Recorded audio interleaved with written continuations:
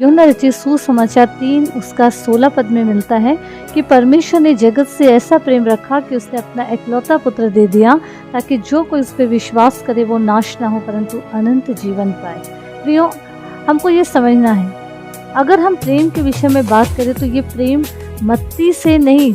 जगत की उत्पत्ति से परमेश्वर ने हमसे प्रेम किया है। इसका प्रमाण ये है कि परमेश्वर ने मनुष्य को बनाने से पहले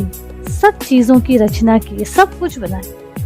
ताकि मनुष्य को किसी भी बात की घटी या कमी ना हो। और उन्होंने सब कुछ रचना करने के बाद फिर उसके बाद लास्ट में 6वें दिन उन्होंने मानव को बनाए, और वो भी कैसे बनाए, खुद के स्वरूप में। और जब उन्होंने ये कहा कि आओ हम मीन्स पिता, पुत्र और पवित्र आत्मा, तो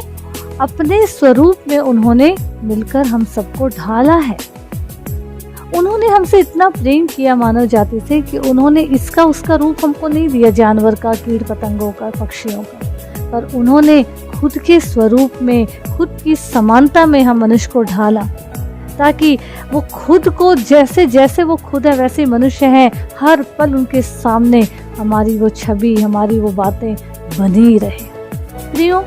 आइए हम देखेंगे,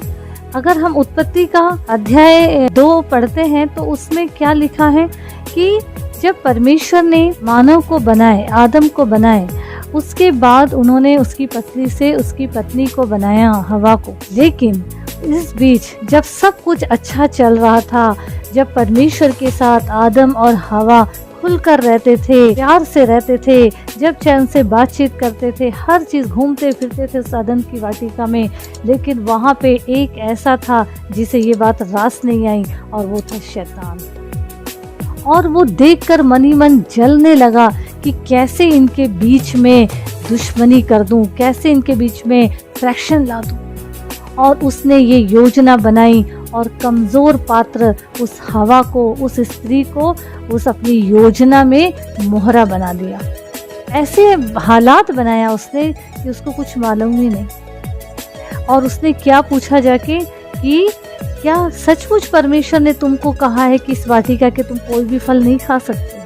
तब उस स्त्री ने क्या कहा कि नहीं, हम सब खा सकते हैं, लेकिन जो वाटिका के बीच में लगा है वृक्ष, उसका फल को हम नहीं खा सकते, ना उसको छू सकते हैं, क्योंकि जैसे ही हम उसको खाएंगे तो हम क्या हो जाएंगे, मर जाएंगे। तब उसने क्या कहा कि नहीं नहीं, तुम नहीं मरोगे,